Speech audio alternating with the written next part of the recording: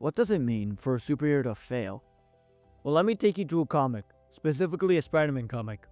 The Amazing Spider-Man, issue 121, published in 1973. It's titled The Night Gwen Stacy Died. This single moment ruined Peter Parker's life, his world, both literally and metaphorically. It's the issue that changed comic books forever. But how? How did a tragic love story about a superhero who just happens to work at a newspaper end with him losing the love of his life? And no, I'm not talking about Superman and Lois Lane. This is the story of Gwen Stacy, Peter Parker's first love, the person who made Spider-Man feel human, and the person whose death proves that even superheroes can't save everyone.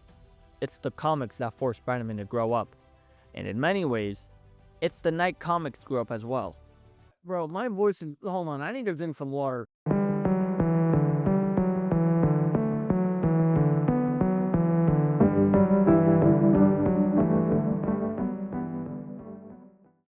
Before we get to the night she died on the bridge, we need to understand who Gwen Stacy was and why her death mattered to Peter, and also everybody else who read her backstory. Back in the 1960s, Spider-Man wasn't the universal icon we all know today. He was a teenager, juggling school and responsibility, and the weight of being a superhero, because if that wasn't enough. And like any character in this era, he had a love life. And no, I'm not talking about Betty Brant. I'll get to her later though. Gwen Stacy was introduced in The Amazing Spider-Man issue 39 in August of 1966. That same issue also introduced Harry Osborn, which makes it an important starting point. I'll get back to that later though. Gwen wasn't just a random blonde girl or a side character. She was Peter's first love. She was smart, kind, and just like him in so many ways. She was the heart of Spider-Man's world. Until a certain fucking redhead shows up, but that's a story for later. At the time, Marvel Comics had a very different tone. Superheroes won more often than they should have. Sure, tragedy happened, but they usually reset by like the next issue. Gwen, on the other hand, represented stability for Peter, and a constant reminder that behind the mask, he could still have a normal life. I just want to point out the fact that Gwen never knew that Peter was Spider-Man. She actually hated Spider-Man. So whatever I say is going to be towards Peter as Peter Parker, not Peter as in Spider-Man. I know it's going to sound like I'm talking about Peter as in Spider-Man. I'm talking about Peter as in Peter. See, the world outside of comics was changing. By the early 1970s, audiences wanted stories that felt more real, kind of like more grounded, more mature. And this wasn't just gritty Batman level grounded. I'm talking like Sam Raimi, Tobey Maguire kind of grounded with like Mary Jane trying to keep cheating on Peter kind of bullshit. Marvel writers were actually listening to readers during these eras, obviously, not modern times. They don't give a fuck about us now. Marvel writers realized if they want it, we can give it to them. So they did. They pushed out superhero comics out of random adventures, right? So we don't have any more random shit like The Wall or Big Wheel or whatever the fuck this dude did. What the fuck is this? It shaped into a darker, more realistic world, and when Gwen's fate was decided, it wasn't just about shocking the readers. It was about showing that Spider-Man's world wasn't safe and that even superheroes couldn't escape tragedy forever. Now let's talk about the night that changed everything. The Amazing Spider-Man, issue 121. This is the issue that shook Spider-Man to his core, right? Peter Parker had been already going through hell, obviously. You remember when I said that Harry Osborn was introduced in 1965? He has a father named Norman Osborn, the Green Goblin, and he discovered Peter's secret identity. And this man went straight for Spider-Man's loved one, Gwen. He kidnapped Gwen and brought her to the George Washington Bridge. Before the comments get mad at me, there are some versions that call it the Brooklyn Bridge, but for the sake of this video, we're going to go straight to the first issue where she died, and that was the George Washington Bridge. So we're going to go off of that one, alright? Leave me alone, please. I know what it's called, I got it. And then the Green Goblin decided to throw her off. Classic villain move. Peter, being the absolute unit he is, reacted and shot a webline to catch her. For a split second, it looked like he saved her, but then came that one haunting panel for all of us. The tiny sound effect that we see. Snap. It wasn't the fall that killed her. It was the sudden stop because of how fast the fall was. Peter had failed at the one thing he swore he'd never do again. Protecting the people he loved. This failure hit harder because Peter had already learned something about responsibility.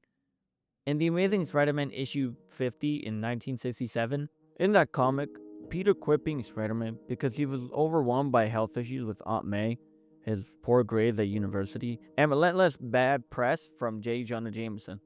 An exhausted Peter Parker threw his costume in the trash. By the last few pages of that issue, he realized the moral code he would live by. Now at last, it's all crystal clear to me once more. I can never renounce my Spider-Man identity. I can never fail to use the powers which a mysterious destiny has seen fit to give me. No matter how unbearable the burden may be, no matter how great my personal sacrifice, I can never permit one innocent being to come to harm because Spider-Man failed to act, and I swear that I never will. But the Green Goblin didn't just win that night. He destroyed Peter Parker in a way no other villain ever had before.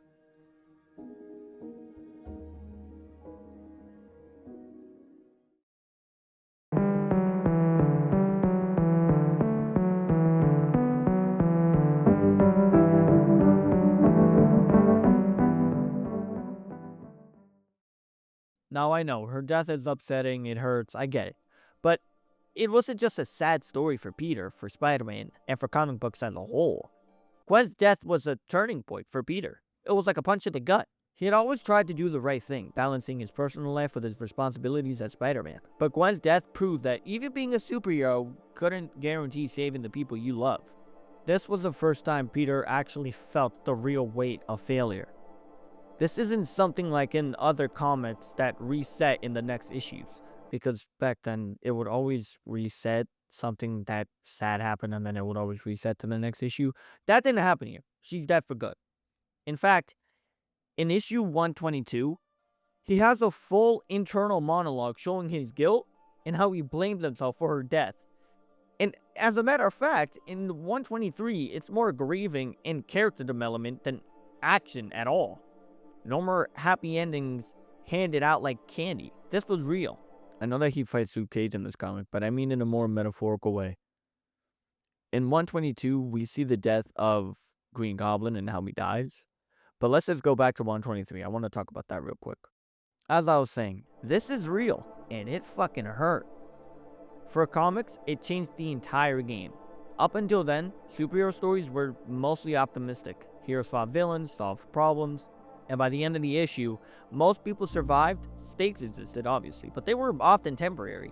Writers found a way to reset things, but Gwen's death destroyed that formula. It's gone. Readers were genuinely upset and affected by this. Comic books could be taken serious, and tragic could actually happen.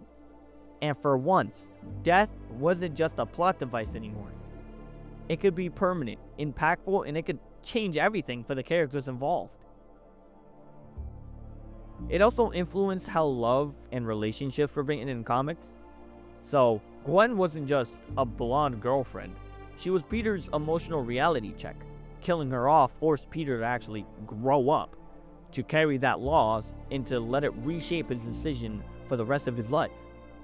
Even today, Gwen Stacy's death is constantly being referenced or even reworked across stories, movies, TV shows, comics, fanfics, tie-ins. Shit, even the Amazing Spider-Man 2 game nods to it. Though she doesn't die there, but the point still stands. Gwen's death continues to shape Spider-Man's world. It still resonates with readers decades later.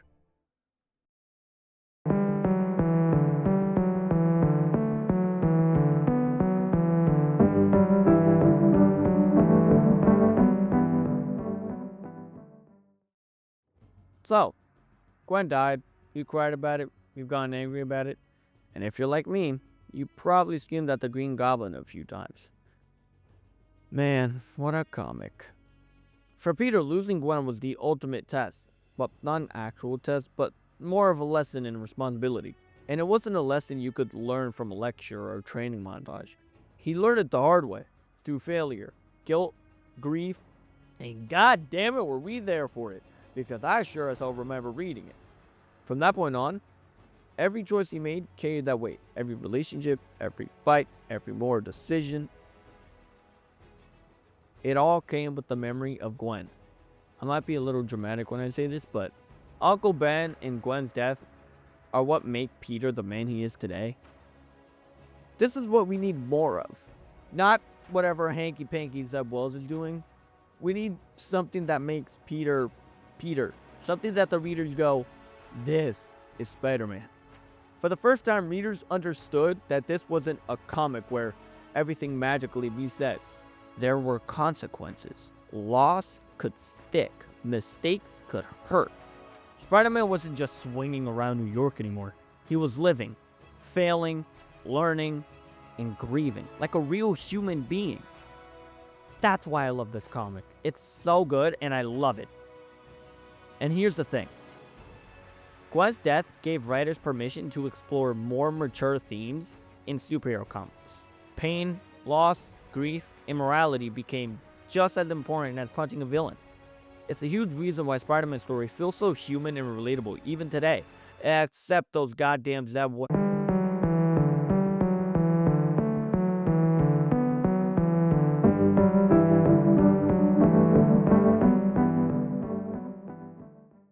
Now, what do we take from all this? The fact that comics changed? Gwen's death? Yes. It was a turning point for Peter Parker, for Spider-Man, and for comics as a whole. It forced a hero to grow up, to carry the weight of loss, and to make choices that matter, not just in the story, but in the part of the readers. For me, and I think for many of us, Gwen's death shows why Spider-Man isn't just another superhero. Not just as a character, but as a story. She reminds us that even in the worlds of superpowers, masks, and villains, what matters most is the humanity beneath it all. Peter Parker's journey, shaped by love, loss, and growth, is a Spider-Man we connect with. And it all started with Gwen Stacy. So the next time you're swinging through the pages of Spider-Man, or watch him on screen, remember, behind the mask, behind the powers, and behind the fights, especially the damn fights, there's a guy who learned the hard way, and what it means to be a hero. That's also why the night Gwen Stacy died isn't just a comic book moment. It's a lesson, a turning point, and a story that resonates nearly 50 years later. Spider-Man grew up that night, and so did comics.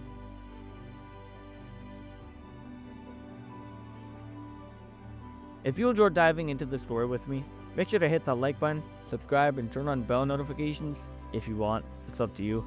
I've got more deep dives into comic book history, characters, and the moments that shaped them coming soon.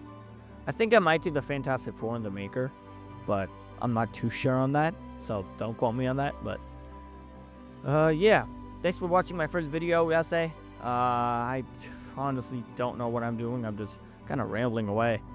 But remember, behind the mask, every hero is human. Yes, all of them. All of them, damn it. Alright, see you next video.